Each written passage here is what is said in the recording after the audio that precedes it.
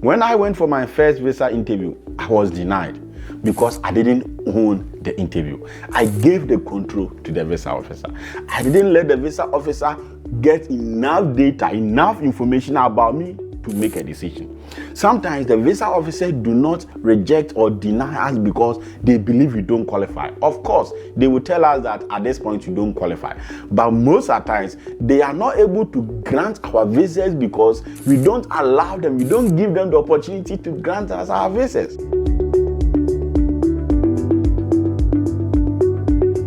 So guys, today I want to share with you an important truth about visa interviews. When you go for your visa interview, note that the VO does not know your case. You tell the VO what to believe. As soon as you appear for the interview, within that short moment, that second, that is the first time the VO is pulling your data, your DS-160 information to learn about you. He has everything in the system, what you gave to them in the system. Now he comes to you to ask questions to affirm or explain what you gave to them. So basically, you own the interview. You dictate how the interview should go.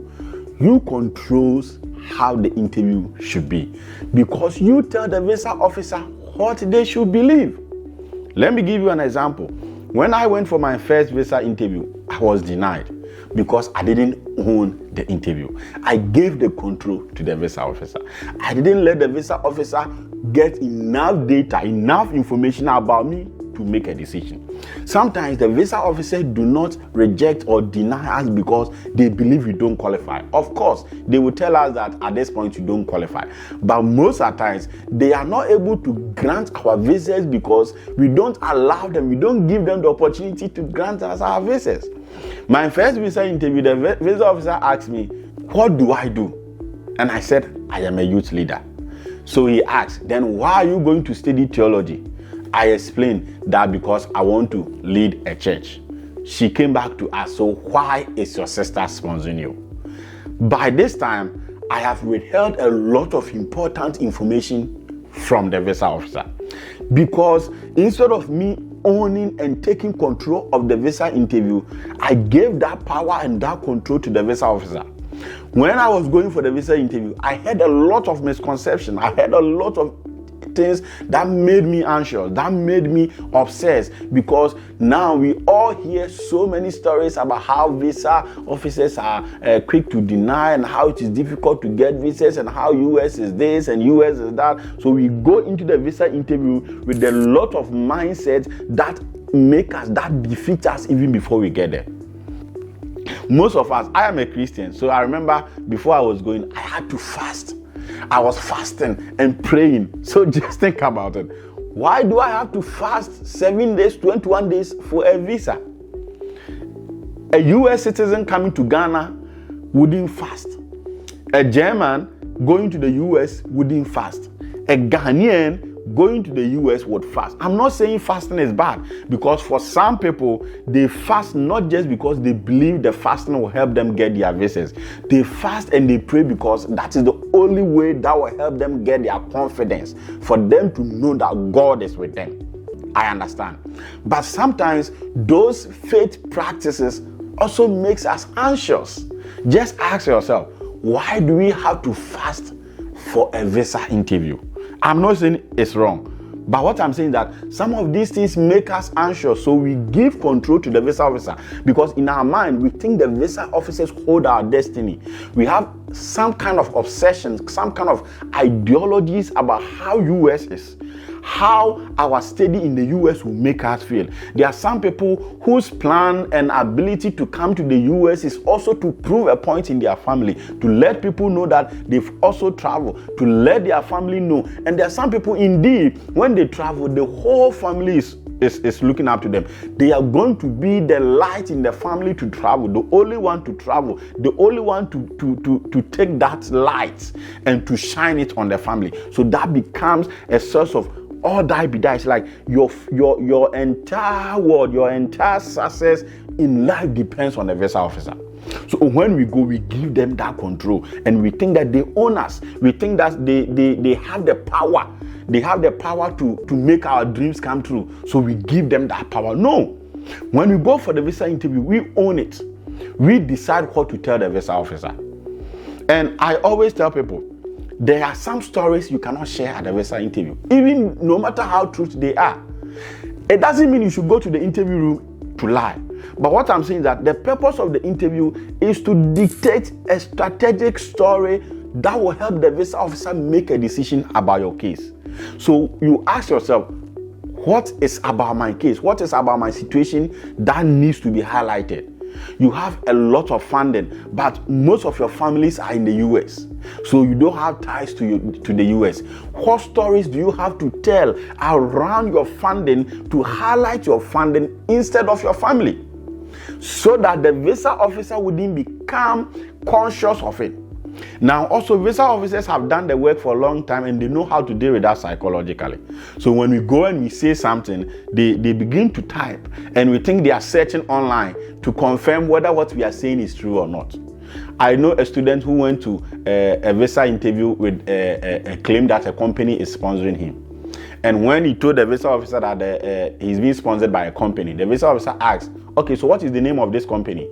Is the company, does the company have a website? So yes, he gave the website to the visa officer. As soon as the visa officer started typing, this guy lost focus. I don't know what he thought the visa officer was doing. You see, when you go for the visa interview, most of you who have already been to the visa interview, you know that under normal circumstances, visa interview do not last more than 2 minutes.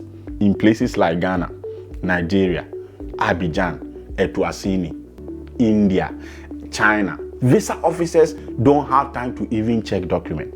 They don't have time to go through so many things. So within a space of 2 minutes, 1 minute, 30 seconds, they make a decision. And you ask yourself, how? They make a decision because they have been trained and they know how to quickly find fault in our case. But when we go prepared, when we go, we know that we have the right to qualify for the visa. Because you have paid your visa fee, you have the right to be heard. There are times that you have to politely insist.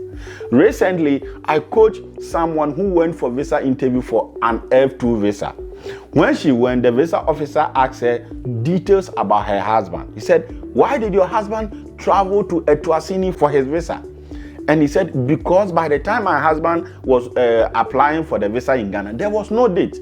The visa officer was insisting, no, that was not a good reason. He said, yes, it's true, because he has to even start his program online for a year before he traveled to the US. Now the visa officer asked, okay, are you married? Do you have kids? He said, yes, we are married. He said, let me have your marriage certificate. On the marriage certificate, it shows that they had been married for 1 year. The visa officer said, why did you just marry? He said, no, we didn't just marry. We married for 10 years, except that we did our marriage ceremony, the official wedding ceremony, 1 year ago. The visa officer was like, why? And he said, oh, it's because we just wanted to bless our marriage. Aside that, we just took it to the church and we blessed it and we signed it. But aside that, we have been married for over 12 years and our firstborn is 10 years old. I have her birth certificate here. The visa officer said, let me see it. So you could see that here, the person was dictating how the interview should go. When we go for the visa interview, we shouldn't, of course, it is okay to be anxious, to be worried. But as soon as you step in the box, as soon as you step and begin your visa interview, be bold. There are some people who go for visa interview and the visa officer asks them questions and they don't hear. And they are even afraid to ask the visa officer to repeat their question. There are some people who stammer. There are some people who talk slowly and they are afraid to let the visa officer know. This is because we think that the visa officers know everything. They don't know everything. We tell them what they should believe. We tell them what they should know. And you decide the kind of story to sell to the visa officer. So as you are preparing for your visa interview, have a mindset change. Don't go to the visa interview thinking that the visa officer owns you. The visa officer knows everything. The visa officer have your destiny in your hand. No. Go to the visa interview with a positive mindset. There are some people who already get defeated even before they get to the visa interview, because all this while before they even get to the visa interview, they are thinking about what will I do if I come to the US and I will not return.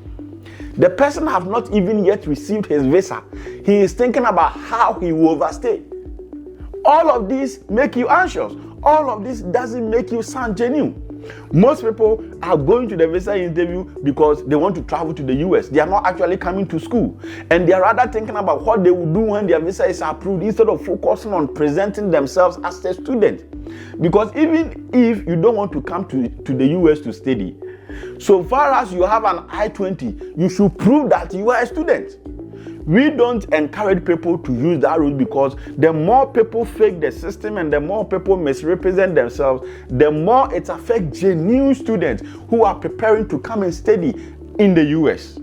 So when you go for the visa interview, be genuine, relax, take off the pressure, take off the misconception. Visa officers are not there to deny visas. They are there to make decisions, and decisions can be positive or negative.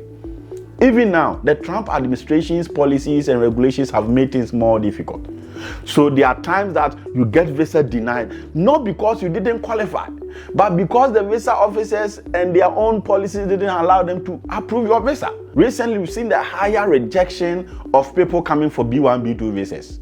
And if you ask yourself, you see professors, medical officers, politicians, kings, queens being denied. And you ask yourself, these people qualify for the visa. They have purpose of travel. They are coming for a visit. They are coming for business conference. They are coming for, a professor was coming for a conference, making a presentation. The conference is being fully funded. This is a professor teaching. This is somebody who is married with kids. He was coming to the visa alone to come and spend just 1 week in conference in the US, and the visa was denied. A medical officer from 37 went for the visa interview, and the person was denied. A military officer who is in a higher rank in the military went for visa interview to come for a vacation to visit their family, and he was denied. And sometimes you ask yourself, this is not because they didn't qualify. This is because there are some internal policies that we don't know, internal policies going on now, especially places like Ghana, Nigeria, where we have higher overstaying with B1, B2 visas. So sometimes when your visa is denied, it does not necessarily mean that you didn't perform or you didn't do well. Make sure you go back. When you go back, ask yourself what went wrong. How can I fix it? How can I prepare well? How can I get a second opinion? If you want second opinion, we are always there. There are some people who just need somebody. I remember a student who got visa denied, and he came for coaching. And I told him directly, don't go for the second interview because you'll be denied again.